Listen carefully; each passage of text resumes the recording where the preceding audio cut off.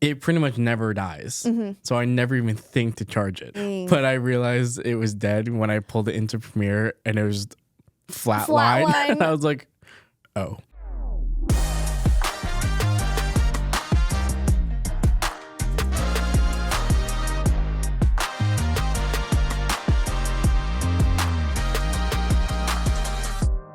Welcome back to another episode of the Humble Hustle Podcast. We are your hosts, Nick and Kayla. Hello, hello. Sporting our comfy hoodies now. Yeah, Did we a little are. Outfit change. Cozy vibes. Currently repping the latest world champion, Lando Norris, McLaren. Let's go. F1. What a great day a couple weeks ago. Hell yeah. So emotional. Oh yeah. It was quite a season. I didn't watch as many live races as I wanted to. But I literally got into F1 at the exact like halfway point of the season. So pretty much I think it was like essentially from Silverstone till the end. I watched pretty much every single race live. yeah. It's hard because they're all, not all, a lot of them are at like really weird times. Yeah, most of them were like at like 7 or 8 a.m. Or some at like 11 p.m. Yeah. But I would still try. No, it's so fun. And we were just talking off the mic, like so excited for Drive to Survive to come out for this season because so much happened. It's gonna be a man, it's gonna be so drama-filled good. season. Yeah. Anyways, little tangent. Yeah, My love hoodie, F1. repping CPC, East Long Meadow. Talk a little bit about them in this episode, which we're talking about audio for this one. Audio.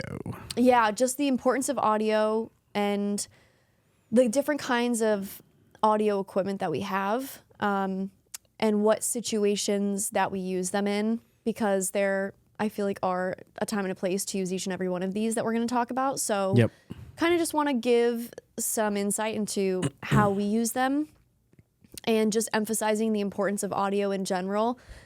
Audio is arguably more important than video, and more so in the past, not so much now, but still stands is, you know, it's easier to fix bad video than it is to fix bad audio. Like there's been instances where I haven't properly recorded the audio and I just don't have it and I have to rely on the on-camera mic, or, you know, your backup fails or something like that. And you can't really come back from that sometimes. Audio is so important, and even like we won't get into the nitty-gritty of sound design yet, but audio is so important to a video and helping to tell a story, and it can make it so much more interesting. And I personally love seeing creators on Instagram post their like Final Cut or whatever project file and showing all of the different aspects of sound design that they use. Like, I find that fascinating.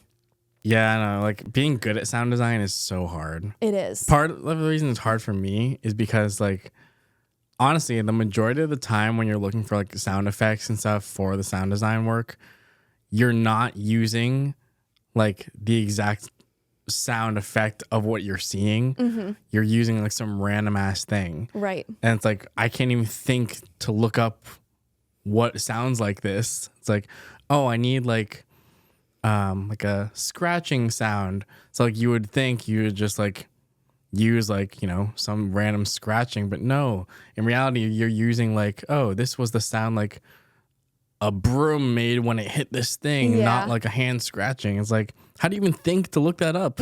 It's very obscure sometimes. I actually just bought Jake and Nate from Runaway Vows have like a wedding sound effects pack. I just bought that because I wanted to be able to have a bunch of curated sounds that make sense for weddings, and I'm trying to up my game a little bit with my wedding videos, and sound design is one of the ways that I'm gonna do that. So, you know, finding a preset, like a package of sound effects is really good, and I use their LUTs all the time too. Yeah, I've attempted to kind of just build my own. Like, I have a little sound effects folder that I've kind of categorized, like, here's all my whooshes, here's all my like human sounds. Yeah. Here's my like water related liquid sounds for like when I did a lot of product stuff. And like I've kind of categorized them as best I can. Yep. So I've built my own little library, but still I struggle to find some random things sometimes. Yeah. Yep, I have a sensor beep one that I keep just like right in my desktop for my CPC videos. When Jeff swears, I bleep it out. It's pretty much one of the main reasons why I use that. Always using that. Yeah, It's so funny. But yeah, you can mostly fix video if you overexpose it, or if you have like the color's not so great, color grading and all that. There's a lot of tools, but we both have stories where we've had some instances where the audio is like maybe something's like rubbing up against the microphone and you can't catch the person's voice, and that's really, really hard to fix. Yeah. Really, really hard. So not only having the right gear, but also making sure that you're monitoring the audio and that it sounds crisp and clear and you're getting what you need, and having backups is very important. So do you want to dive into gear? Yeah. Want to talk about what we're using right now. Yep. So I guess this is kind of fitting for a podcast. Yeah. It's all about audio, essentially. So we are currently using the very iconic, classic podcast microphone, the Shure SM7B, which is, I think, the absolute industry standard. Like, sure, you can use there's the Rode pod mics and stuff that a lot of people use as like a budget option. And I say budget option, like, yeah, they're cheaper, but quality audio wise, pretty much just as good. You could argue these are better, but I honestly think the reason people get these is for the look. They look so nice. They look amazing. So professional. The matte black, it looks phenomenal. Mm-hmm. And they just sound good. So they do. These are expensive, don't get me wrong. These are like $400 a mic, which is kind of absurd. Absurd. It's so absurd. Oh my God. But they're great. They're currently plugged into a Rodecaster Pro 2, I believe, which is like a soundboard essentially. But the key thing about this and these mics in particular is usually you need what's called a cloud lifter. This has a built-in cloud lifter, so you don't need like a little mini middleman thing. A lot of people, it's like a little blue thing you have to basically plug this into, then plug it into something like that. But this has it built in, which saves us the hassle. How much does that cost?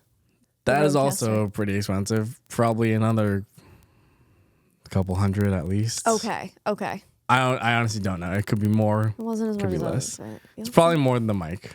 Let's see, Rodecaster. But I don't know. Actually, yeah, we have internet access. Why don't we just do a quick Google search? Rodecaster Pro 2. Let's see. Ooh, on B&H, these are going for $575. All right, yeah. So that's more expensive than the mic. Damn. But it's worth it because you can plug in 4 mics at a time. I don't use it to its full potential. Like, you could do sound effects.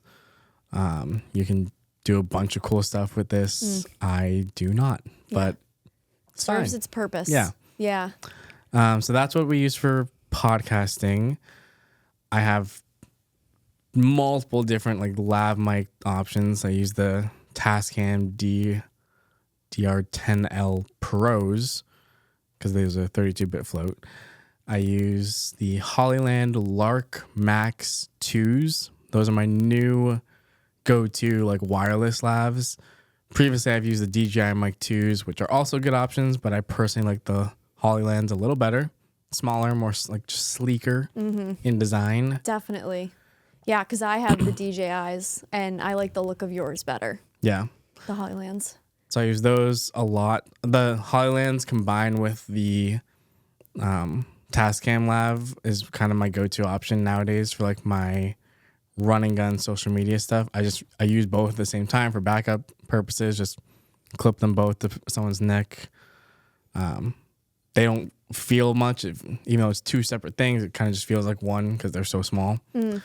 So those are what I use for that. I use, still to this day, a Rode VideoMic Pro Plus that I bought in like 2017. Really? And it's still kicking. Wow, that's nice. And that's what I use for my on-camera shotgun mic pretty much all the time.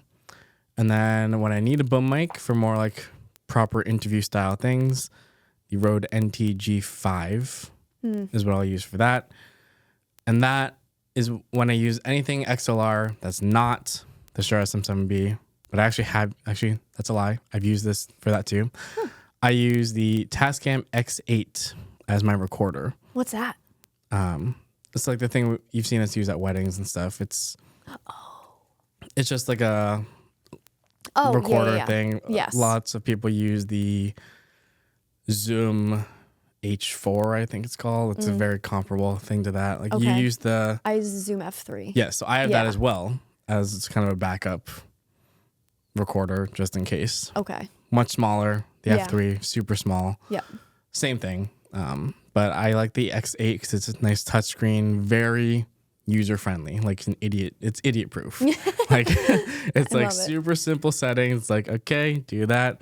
Touchscreen, scroll, big scrolly wheel, easy buttons. Like basically, you think of 2 buttons, record and stop. Yeah. So it's really simple. The Zoom F3 is pretty easy to use too. Yeah, no, it is. Not too crazy.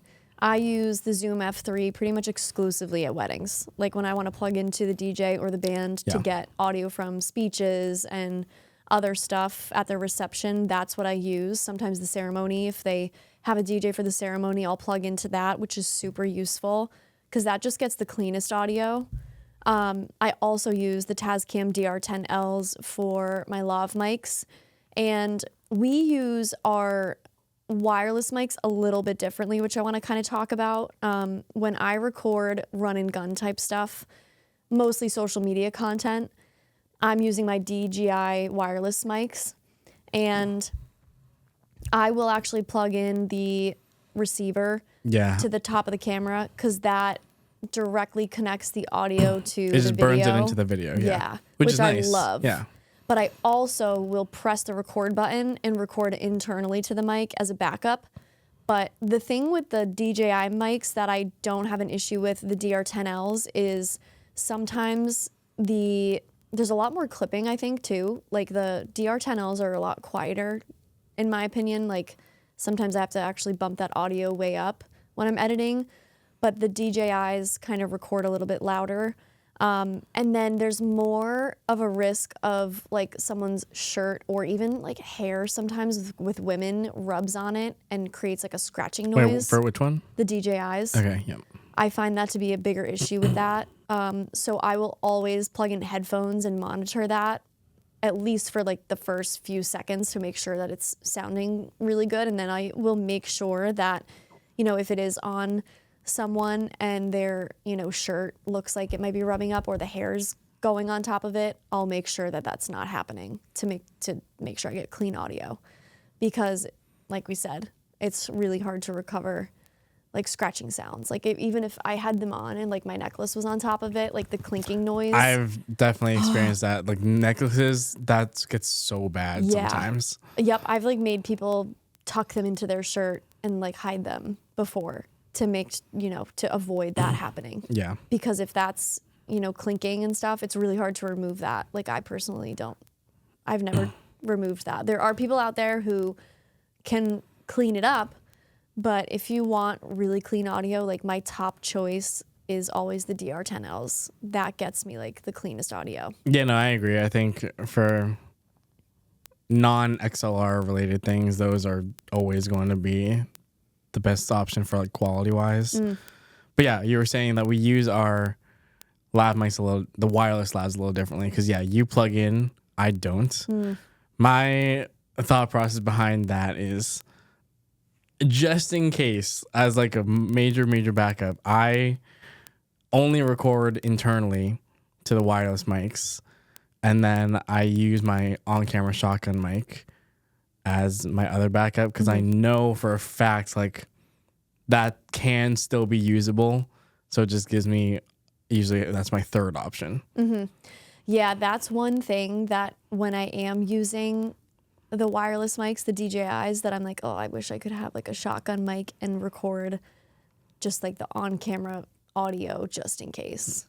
But sometimes I'll throw the Sony TX660 in someone's pocket too as a backup. Yeah, that could work. But personally, I don't love the quality of that. No, it's not. It's definitely like plan it's truly C. a bad, if that, like plan Z. Yeah. It's like sometimes I'll put it on the fails, table in front of people to record it just in case. Like I just did that recently. I had my lav mic on for the interview. I hide it I've been hiding it recently so that you can't see it. I don't think it's like a huge deal if you can see a microphone on someone. Like I only hide it for weddings. Yeah. If it's any local business, I don't give a shit. Yeah. Because everyone nowadays uses some sort of a mic. Yeah.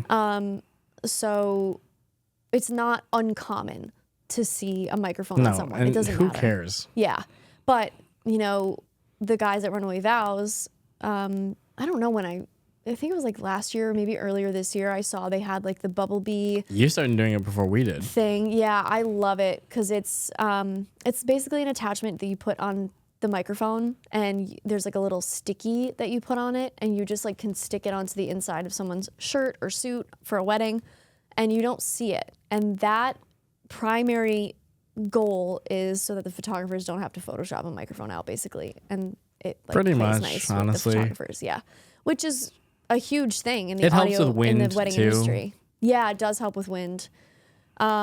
So that's something that I've been doing for not only weddings but commercial work too. Is just hiding the mic. I think if I had like a really like corporate-y professional interview and I had time to properly mic them up, I would do it. Yep. But if I have to interview like a bunch of people in and out, no, it's gonna take me too long to stick this on, unstick it every time. Yep. You're getting a clip. Exactly. Yeah, and then sometimes with the with the DR-10Ls, I find that if the person's wearing just like a t-shirt, I don't like that you can like see the wire underneath, like running under their shirt. I don't know, that bothers me sometimes. Like sometimes it's harder to hide. I would suggest trying like running it on their back. Oh, yeah. And then you can clip it, not like right here. You can almost cheat it and clip it like yes on their like For collarbone dresses, I area. have to do that. So then Like, I they had to could do easily that. just run it over their shoulder. Yeah. Instead of down their front. Yeah, I had to do that recently. I was recording some video for my mom's company, and she was wearing a dress, and I had to run it behind her and clip it like kind of back here. Yeah, no, like so that you don't see dresses it. can be hard to Pain in the ass. mic up. Pain in the ass. But that's one workaround, is either use a DJI and just or a Hollyland and just clip it on the front, whatever, or run the lavalier mic, like the wire up the back. Sometimes that's when I would just rely on the boom mic and be like, yes, screw that, we're not doing a wired backup. That's too much of a hassle. That's one thing that I really want to get, is some sort of like a boom mic rig for next year to use for those, because when we used those for the Paperboard Packaging Council videos, like that sounds amazing. Yeah, no, like The if boom we're mic talking quality. audio quality, boom mic for interviews, hands down the best one. Like that is option one always. It sounds great. Yeah. It sounds so nice, clean. There's no feedback. You can't really hear. It's really easy to get rid of like any, like background, like white noise, stuff like that. It sounds so good. It's just kind of a pain in the ass to set up. And then I don't even think it's that bad. really? No. Well, people always, and then the people will forget that it's above them, and they stand up and they whack their head. I've like made a habit of mine because I know everyone's going to forget. As soon as they're done talking, I'll like You do. put pressure on it and pivot it upwards You because I do. know they're gonna hit it. Yeah. I've seen you do that. And that's really smart. Yeah. But that's just like one small thing. It's not like it's hard and it's going to give someone a concussion. No, but yeah, it's like, whoops. Yeah. Normally they care more about breaking your stuff. It's like, oh crap, did I Yeah. just break that? Like, Yeah. no, it's fine. It's good. Like, just, You're all good. People drop people forget the DR-10Ls are on all the time. So they'll stand up and yeah. walk away and it flops on the floor. thankfully, I'm like, those things are built like tanks. They're indestructible. They survive weddings. Yeah. Like all day weddings. I've There's seen nothing. those get like smash on concrete so many times and they're fine. Yep. So funny. But really, like, us talking about all this audio, the main thing is just you've got to have at least one backup. At least one. At least. I try and have at least two at this stage. Oh, yeah. It's necessary because technology does fail. And, you think this is something really basic, but making sure you have enough battery life in them before you start recording a video, because if it dies halfway through and you don't have a backup, you're screwed. I put new batteries in, like the ones that need real batteries. I'll put new ones in like before the shoot. Yeah, I go through a lot of AAA batteries because of the DR-10Ls. Same. A lot. I have those stacked. But the house. unfortunate thing is I don't trust the rechargeable ones to last as long. Because like I've done tests because the DR-10L Pros, they take 2 AAAs. They do? Which is even more annoying. I don't have the Pros. But I've tested them and like I've ran it for more than 10 hours. So like I know for a fact if I put new batteries in, it's fine. Never will I need them to run more than 10 hours. Right. Yeah. Yeah, interesting. I didn't know that they take 2 AAAs. Yeah. It's worth it though. There's a lot more buttons on that. It's cause I got them because they're just the 32-bit. It's worth it for me. Oh yeah, 32-bit float and dual ADC avoids clipping. Oh, it says 24.5 hours on 2 AAA lithium batteries. Oh, there you go. That's impressive. So you could run like 2 to 3 weddings on that. That's crazy. Yeah, the longest I've ever ran it was when I tested it on myself. I like laved myself up for a lifestyle shoot that was pretty much all day. And I was wearing it literally the whole time. After I packed up, I checked it and it was still like halfway charged. I was like, oh, we're good. Yeah.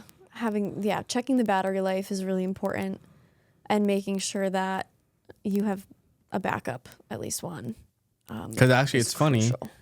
The day you came to a wedding with us, like a year ago, we were mic'd up that day and my Lav died. Yeah, it did. But those weren't the Pros. Exactly. Yeah. They were not. That was a long one. It was. You were mic'd up all day. Yeah. But if I had the Pros, it would have lasted. I know. It's crazy. Yeah. So making sure you're checking your battery life, making sure you have enough storage on your cards. Oh, wait. Hold on. Speaking of battery life, I have one last thing. My shotgun mic. It charged with USB, or only thing I own that still charged with micro USB. So I literally have like one cable still. Oh, geez. But since I hardly ever use it and it's only ever used like on my camera for like super backups, it pretty much never dies. So I never even think to charge it. I don't charge mine. And then it finally died the other day. Thankfully, I was just recording my own videos. Oh, dang. But I realized it was dead when I pulled it into Premiere and it was flatline. And I was like, oh. Shit. Crap. Yeah. And then you can't hook up. I couldn't the audio, automatically sync it. I had to like find a word and that's like happened to mouth yes. it and then be like, all right, got it. That has happened to me before and it's a nightmare trying to find hard, the right spot. But I was like, I don't want to totally, because I had a lav mic on, thankfully. Yes. Or no, I had the boom mic, but it had a second source.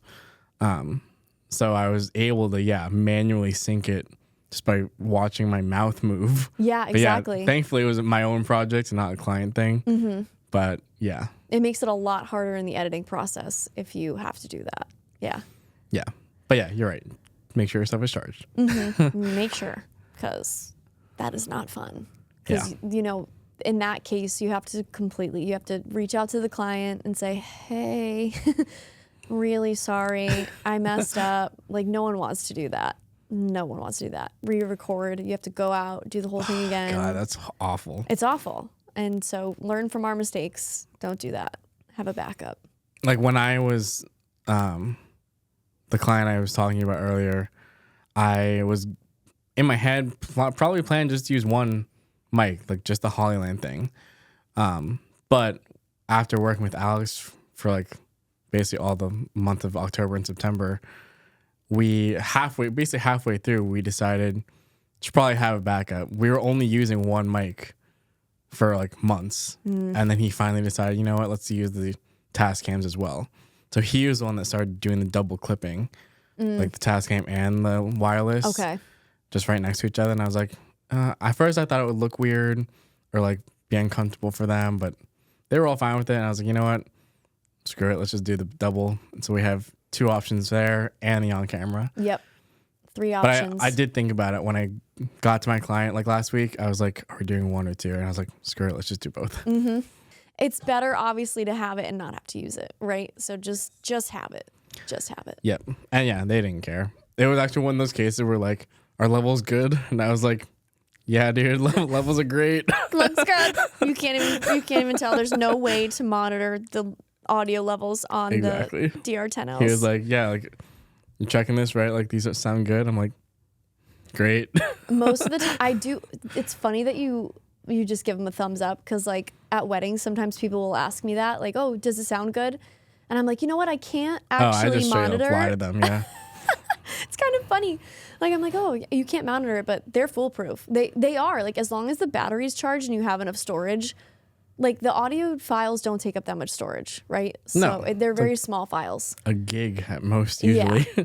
So as long as you have enough battery, have enough storage, those things are tanks. They're indestructible. Yeah, and for the Tascam ones, like, you can adjust your settings pretty minorly, but I've watched some videos to like optimize my settings, so it's pretty much just plug and play. Like, yes. I do trust it blindly. Yeah. Oh, 100%.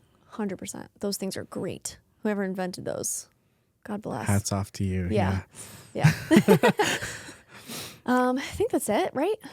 Well, I guess the last thing I wanted to say was, like, while yes, you mentioned that, video is easier to save, at this point, AI and like there are other ways, like, you can salvage audio pretty decently nowadays. I think you had a story too, but a couple years ago, for like a big kind of like an interview related thing, screwed up pretty bad. I don't exactly remember what the problem was, but I just knew major audio problem. Me and my partner could not fix it, and we thought we were screwed. And then we've hired some dude off Fiverr, and he saved our asses. I was like, dude was a miracle worker. Yeah. Don't know how he did it, but man, phenomenal. Yeah, it is. With AI now, there are a lot more options. Like, I, most of the time, even just throwing it in Adobe Podcast, which is free, and using that, you can adjust like how much you want it to be, edited or whatever. There's like built-in things into Premiere now too. Wait, but are you still using Final Cut? I'm still using Final Cut. Okay, yeah. And their audio editor is trash. I was gonna say I don't know much about audio editing in Final Cut. I don't edit audio in Final Cut ever, unless I'm just making it quieter or louder. Because just the other day when I was editing stuff, there was like some wind noise because we were outside. It was a windy day. I didn't have like the little furry thing on. Yeah. The dead squirrel. What do they call it? Dead cat. Yeah. Whatever. Dead animal you choose. Insert dead animal here. I hate that. But I experimented with like Premiere Pro's kind of like internal stuff, and it did a decent job. Okay. It was passable. Yeah. And it definitely improved it. So I was like, yeah, good enough. Okay. Yeah. So, I mean, if you ever have issues with your audio, try throwing it in Adobe Podcast. But if not, and you're not necessarily experienced with editing audio that way, like I'm not personally, you probably will have to like hire someone to help you fix it. Yeah. I mean, there's Adobe Audition, which is like the audio editor for Adobe, which it's the exact same thing as my color grading. Or I pretty much, years and years ago, I watched a tutorial, I saw how to do this one thing, and now I just pretty much do it every single time. So I am not an audio editor by any means. I don't even know what I'm doing really. I just press these few buttons that some guy told me to press 5 years ago, and it makes it sound pretty good. Don't know what any of the words I'm pressing mean. I just press like boom, boom, slide this one thing, and then done. Yeah. So that's all my extent of like, and I do that mostly for like podcast stuff or like interview audio. I hardly ever do it for like Lav stuff. Yeah. I do occasionally if I don't really find care. you really need it. Yeah. Unless there's like a loud fan or something in the background that's like a constant hum that's in the background. I don't usually need to do anything to the DR-10Ls, but yeah, there's a lot of options out there when it comes to editing audio, and you don't necessarily need to be an expert in it because there's so many tools out there now that you can use. Very true. Yeah, it's not as hard as it used to be to fix it, which is awesome for us. Yeah. And that's audio. That's what we use, the situations we use them in, and lots of options out there, and make sure you're backing up your shit because there's nothing worse than realizing you don't have any audio. It's horrible. Yeah. Horrible. But yeah, thank you so much for listening and watching. If you're on YouTube, please subscribe, hit like. And if you're on Spotify, please rate us 5 stars and leave us a comment there too. And let us know what you want to see in the next one. Thanks. Bye. Bye.